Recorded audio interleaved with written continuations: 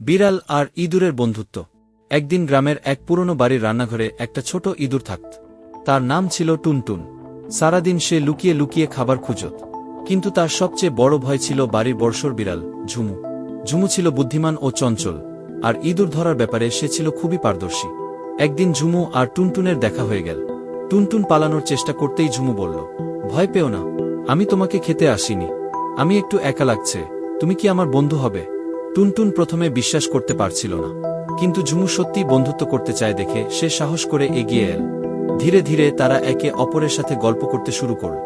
ঝুমু টুনটুনকে বাইরের জগতের গল্প বলত, আর টুনটুন ছোট গর্তে লুকানোর কৌশল শেখাত। একদিন বাড়ির মালিক রান্নাঘরে ইঁদুরের ফাঁদ পেতে রাখল। টুনটুন ফাঁদের গন্ধ পেয়ে বুঝতে পারল বিপদ।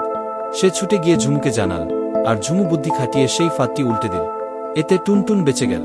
তারপর থেকে তারা আরও ভালো বন্ধু হয়ে গেল। ঝুমু টুনটুনকে বিপদের সময় রক্ষা করত, আর টুনটুন ঝুমুকে লুকিয়ে রাখা সুস্বাদু খাবারের সন্ধান দিত।